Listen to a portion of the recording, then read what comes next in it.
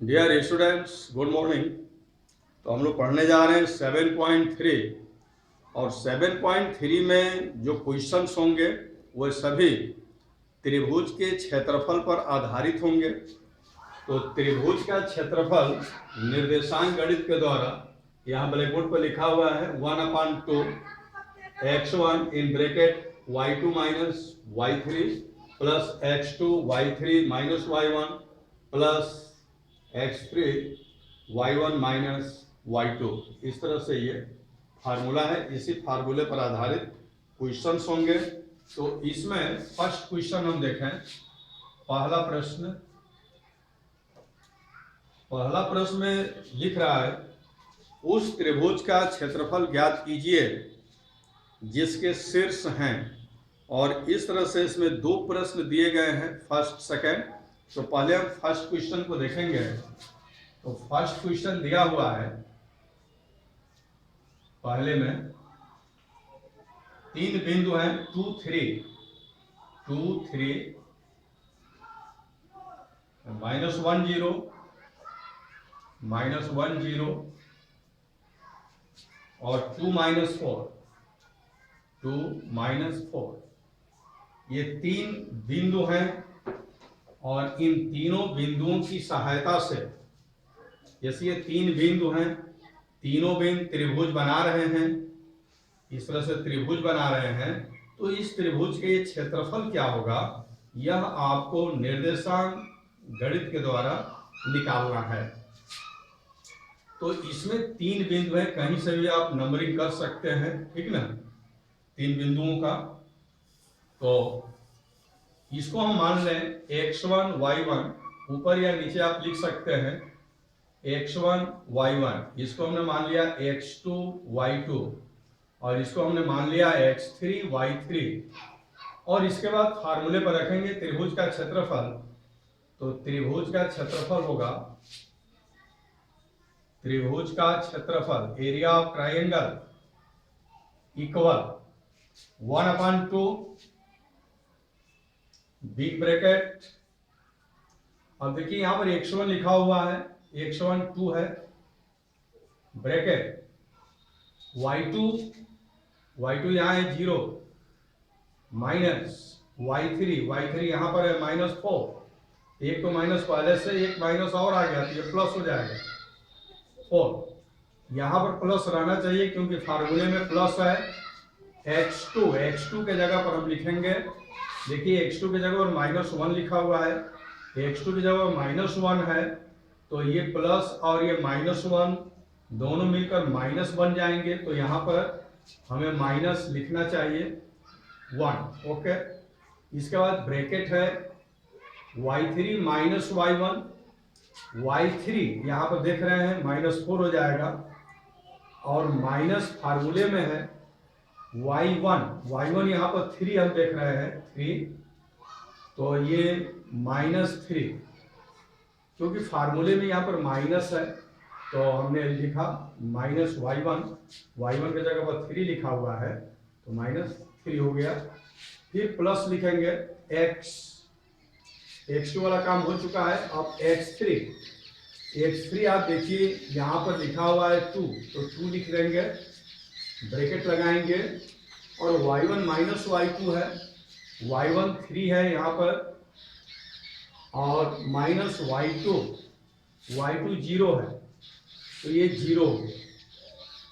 अब इसी को हम सॉल्व कर देंगे। कैसे सॉल्व करते हैं, 1/2 पहले ब्रैकेट का काम हम लोग कर लें, ठीक है। 2 0 + 4 हो जाएगा, ठीक है।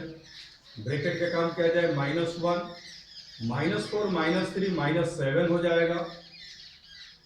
2 3 में से 0 माइनस करेंगे 3 ही होगा।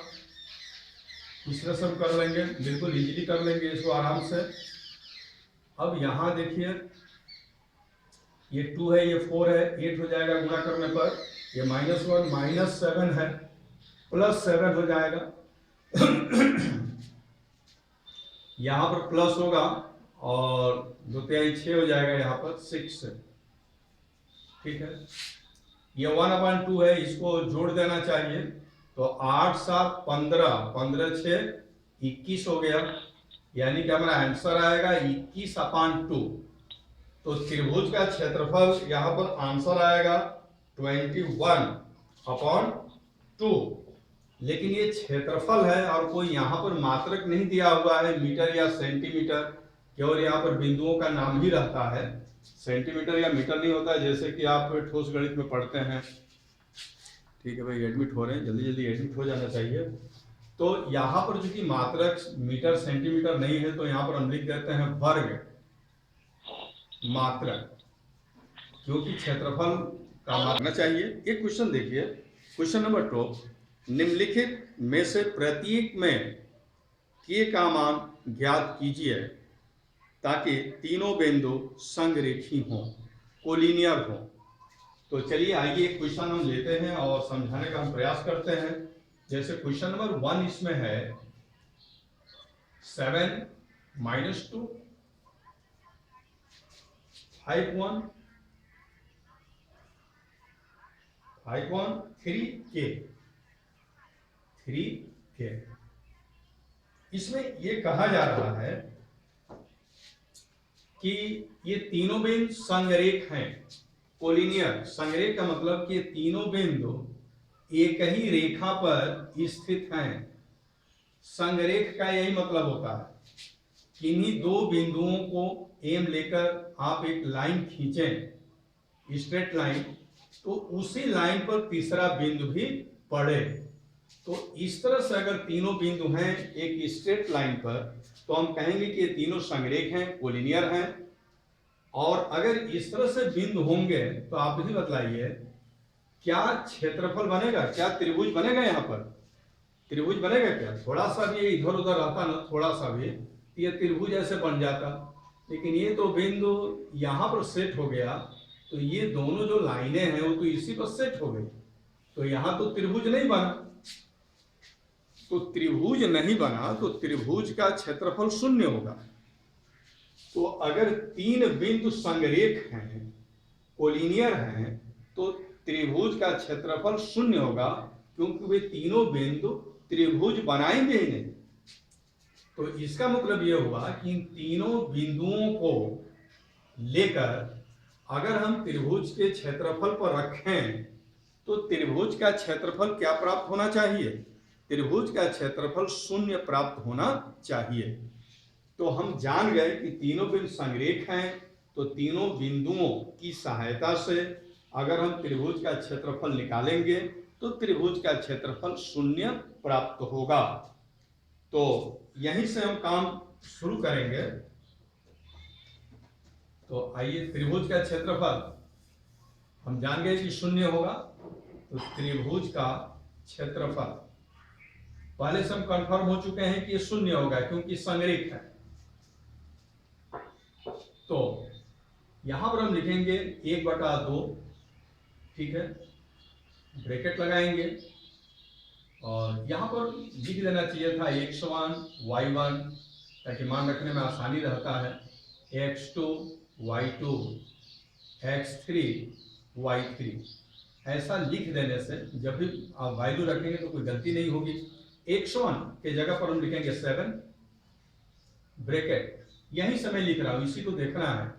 y2 - y3, तो y2 1 है, माइनस y3 ये k है, इसमें k का ही वैल्यू हम लोग को निकालना है, प्लस x2 यहां पर है 5, ब्रैकेट में y3 - y1 है, तो y3 k हो गया, और माइनस y1 है, तो देखिए यहां पर -2 है और यहां भी माइनस है, तो डबल माइनस हो गया तो प्लस हो जाएगा 2। ओके, y3 - y1 हमने लिख दिया है।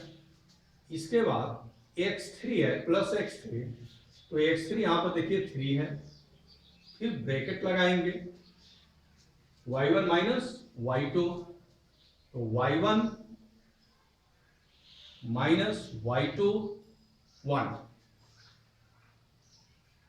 तो ये काम हो चुका है। हाँ, हम जान गए कि त्रिभुज का क्षेत्रफल शून्य प्राप्त होगा, तो यहां पर हमने शून्य लिख दिया, 1/2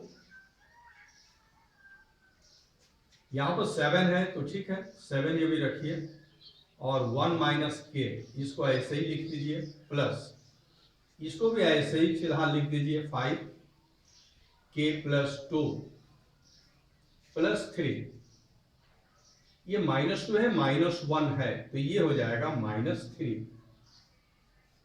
दूसरी लाइन में हम चलते हैं, दूसरी लाइन में कुछ इसमें हम सॉल्व करेंगे।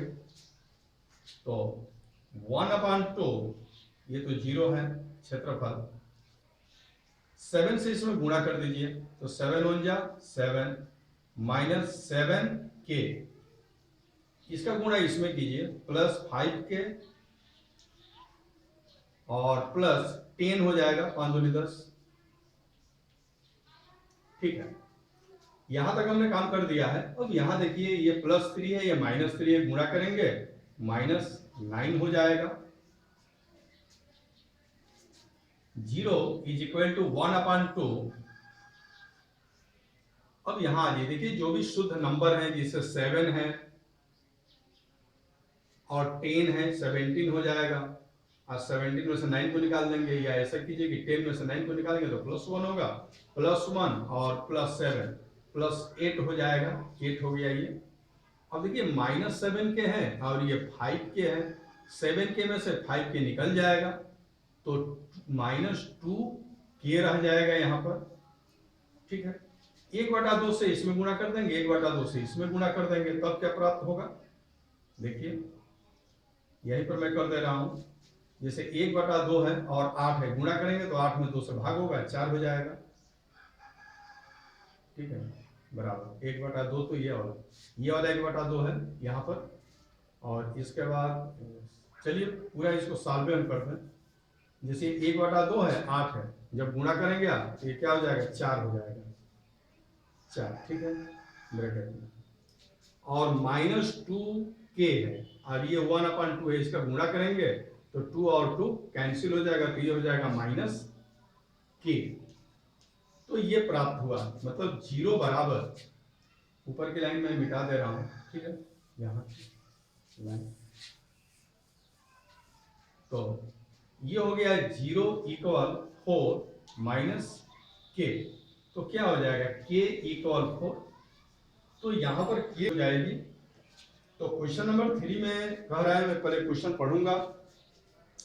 शीर्षों 0 -1 2 1 और 0 3 वाले त्रिभुज की भुजाओं के मध्य बिंदुओं से बनने वाले त्रिभुज का क्षेत्रफल ज्ञात कीजिए।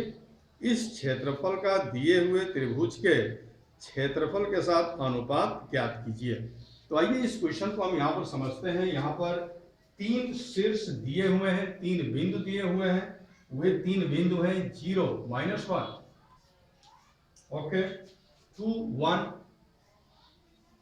2 1 और 0 3, ये 3 बिंदु दिए गए हैं और ये तीनों बिंदु एक त्रिभुज को बनाते हैं। क्लियर? तो आइए त्रिभुज की हम कल्पना करें। जैसे ये त्रिभुज है, इस त्रिभुज को ये तीनों बिंदु बना रहे हैं, त्रिभुज ABC। तो इस बिंदु का नाम हम लिख देते हैं A, इस बिंदु का नाम B और इस बिंदु का नाम C। तो A है, B है, C है, क्रमशः नाम होना चाहिए। अब क्वेश्चन में कह रहा है कि A और B का मध्य बिंदु आप निकालिए, चिन्ह मार दीजिए। A और C का मध्य बिंदु निकालिए, चिन्ह मारिए। B और C का मध्य बिंदु निकालिए, मिड पॉइंट, चिन्ह मारिए, और तीनों बिंदुओं को मिला दीजिए। तो ऐसे हमने तीनों बिंदु मिला दिए, तो यहां पर एक त्रिभुज बन गया। ठीक है, तो इस त्रिभुज का क्षेत्रफल क्या होगा, यह पूछा गया है।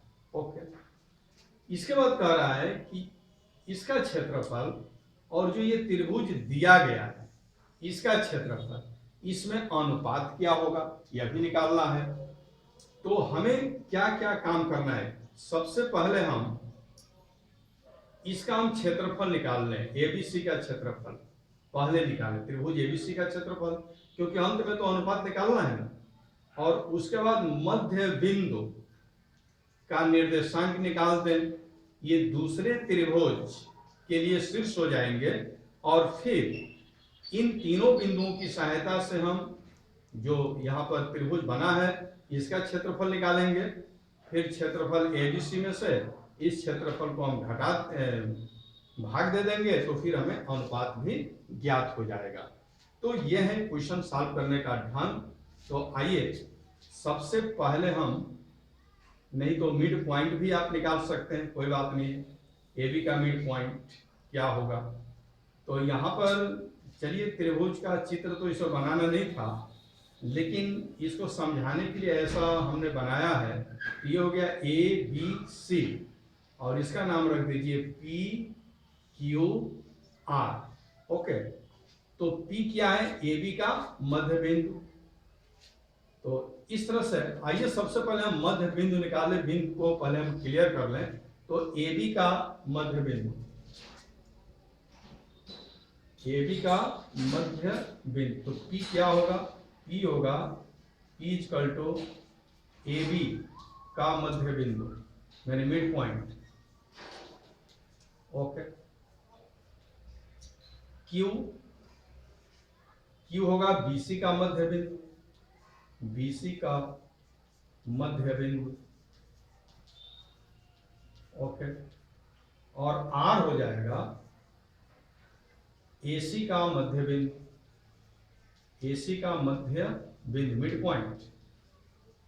तो ये बात आप समझ रहे हैं कि जो त्रिभुज दिया हुआ है, A का मान दिया है, B का मान दिया है, C का मान दिया है, फिर इनका हम मध्य बिंदु निकाल दिए। तो मध्य बिंदु निकाले तो PQR बन गया। तो अब हम P का निर्देशांक निकाल रहे हैं, Q का निर्देशांक निकाल रहे हैं और R का निर्देशांक हम निकाल रहे हैं। ABC का निर्देशांक तो दिया ही है और उसके बाद हम काम करेंगे। ओके, तो मध्य बिंदु AC का मध्य बिंदु, तो आइए फटाफट इसको हम लोग निकाल लें। ठीक है, तो मध्य बिंदु का निर्देशांक जानते हैं, x को जोड़ दिया जाता है और अपान 2 कर दिया जाता है, y को जोड़ा जाता है और अपान 2 कर दिया जाता है। तो AB का मध्य बिंदु क्या होगा, AB का मध्य बिंदु, AB का मध्य बिंदु 0 प्लस 2, 2 अपान 2 1। अब आ जाइए -1 और +1 0 हो जाएगा, 0 अपान 2 0। ठीक है, ये हो गया P। BC का मध्य बिंदु देखिए, BC का मध्य बिंदु 2 प्लस 0 2 अपान 2 1, ऐसे 1 प्लस 3 4 4 अपान 2 2, ये बिंदु निकल गया। इसी तरह से AC का मध्य बिंदु निकालेंगे तो R निकल जाएगा, AC A और C, तो 0 प्लस 0 0 0 अपान 2 0। ओके, -1 प्लस 3 प्लस 2 अपान 2 प्लस 1। तो ये PQR हमने निकाल दिया है। ओके, इसको अब हम सजा कर लिख देते हैं। ठीक है, इसको हम सजा कर ऐसे लिख देते हैं 1 0, ये क्या है, P है, 1 0 P है, थोड़ा नीचे में लिख रहे हैं 1 0 क्या है, P है, P Q 1 2, ये हो गया Q, R 0 1, R 0 1, ये हो गया। ठीक है, अब इसके बाद मैं काम नहीं करूंगा, आपको काम करना होगा। मैं बता रहा हूं कैसे आप काम करेंगे। ABC का आप क्षेत्रफल निकालेंगे। ओके, इसके बाद PQR का आप क्षेत्रफल निकालेंगे। ABC के क्षेत्रफल में PQR के क्षेत्रफल से भाग दे देंगे तो अनुपात निकल जाएगा। तो आपको करना क्या है, आपको निकालना है त्रिभुज ABC का क्षेत्रफल, ये निकालेंगे आप, आपको काम करना होगा स्वयं। इसके बाद त्रिभुज PQR का क्षेत्रफल, ये भी आपको निकालना होगा अपने से। और इसके बाद क्या करेंगे, त्रिभुज ABC का क्षेत्रफल बटा त्रिभुज PQR का क्षेत्रफल, यह निकालेंगे आप। क्वेश्चन में पूछा है कि PQR का क्षेत्रफल निकालिए और ABC और PQR के बीच अनुपात ज्ञात कीजिए। तो दो आंसर आपको मिलेंगे। ABC का क्षेत्रफल निकालने के लिए नहीं कहा है, लेकिन अगर यहाँ पर अनुपात निकालेंगे तो हमें ABC के क्षेत्रफल की आवश्यकता पड़ेगी, इसलिए हमने ABC का क्षेत्रफल निकाला है। आंसर यहाँ पर मिलेगा, इसका आंसर PQR का क्षेत्रफल, इसका आंसर आपको प्राप्त होगा 1। ओके, और यहाँ पर आंसर प्राप्त होगा 1:4 है, 1:4 यहाँ पर प्राप्त होगा। और ये नीचे लिखा है कि इस क्षेत्रफल का दिए हुए त्रिभुज के क्षेत्रफल के साथ अनुपात ज्ञात कीजिए। तो उसमें देख लीजिएगा कि कौन 1 हो रहा है इसमें और कौन 4 हो रहा है, उसके अनुसार इस आंसर को यह क्लियर कर लीजिएगा। ठीक है, नहीं अनुपात में जैसे हम ये भी लिख सकते हैं कि त्रिभुज ABC का क्षेत्रफल संबंध है त्रिभुज PQR का क्षेत्रफल, ऐसे भी लिख सकते हैं, या ऐसे भी लिख सकते हैं त्रिभुज PQR का क्षेत्रफल संबंध है त्रिभुज ABC का क्षेत्रफल, ऐसे भी हम लिख सकते हैं। दोनों ही तरीके हैं, दोनों ही प्रकार से हम इसमें लिख सकते हैं। टाइम आउट का समय हो गया है और अंत में एक क्वेश्चन है, उसके बारे में मैं समझाऊंगा ताकि ये एक्सरसाइज खत्म हो जाए। तो क्वेश्चन नंबर 4, आज का जो क्वेश्चन था इसमें कुछ आइडिया आपको हमने दिया और उस आइडिया पर आपने खुद भी कहा कि नहीं क्वेश्चन छोड़ दीजिए, हम लोग खुद करेंगे, प्रैक्टिस करेंगे। यह बहुत अच्छी बात है जब स्टूडेंट ये कहे कि नहीं क्वेश्चन छोड़ दीजिए, हम लोग भी कुछ प्रैक्टिस करें, तो बहुत अच्छा लगता है कि नहीं आप कोशिश में हैं कि आप क्वेश्चन समझें, क्वेश्चन को करें। तो क्वेश्चन नंबर 4, उस चतुर्भुज का क्षेत्रफल ज्ञात कीजिए जिसके शीर्ष इसी क्रम में, ओके, यहां पर देखिए बिंदु दिए गए हैं। ये क्वेश्चन नंबर 4 का मैं आइडिया दे रहा हूं, ये भी क्वेश्चन आपको खुद से करने हैं। -4 -2, जब तक टाइम है इसका आइडिया मैं दे रहा हूं। -3 -5, ये क्वेश्चन है। 4 बिंदु दिए गए हैं, 3 -2, 3 -2, और चौथा बिंदु है 2 3, चौथा बिंदु है 2 3। ओके, आप यहां देख रहे हैं 4 बिंदु दिए गए हैं। चारों बिंदुओं का हम नाम लिख देते हैं, A, B, C और D। ओके, अब ये चारों बिंदु मिलकर एक चतुर्भुज बना रहे हैं। चारों बिंदु मिलकर जैसा भी चतुर्भुज बनाए उससे हमें मतलब नहीं है, किसी भी तरह का चतुर्भुज बनाए। ये मत समझिए कि ये समांतर है, ये मत समझिए कि ये वर्ग है, आयत है, किसी भी प्रकार का रोम्बस है, ऐसा मत समझिए। किसी भी प्रकार का ये चतुर्भुज हो सकता है।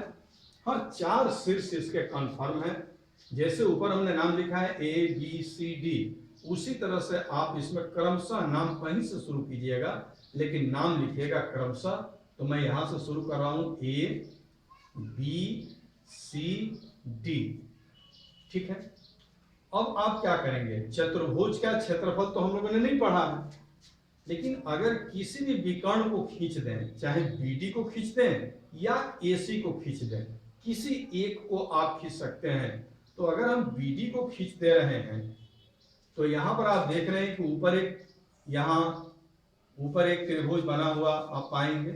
ठीक है, ये एक त्रिभुज बन गया और नीचे भी एक त्रिभुज बन गया। अब इस त्रिभुज का क्षेत्रफल निकालिए और फिर इस त्रिभुज का क्षेत्रफल निकालिए और दोनों को जोड़ देंगे तो ये चतुर्भुज का क्षेत्रफल निकल जाएगा। ये हमने आपको। डियर स्टूडेंट्स, यदि वीडियो अच्छी लगी हो तो लाइक जरूर कीजिए, सब्सक्राइब भी करें तथा बेल आइकन को प्रेस कर दें ताकि न्यू नोटिफिकेशन आपको समय से मिलता रहे। Thank you for watching the video.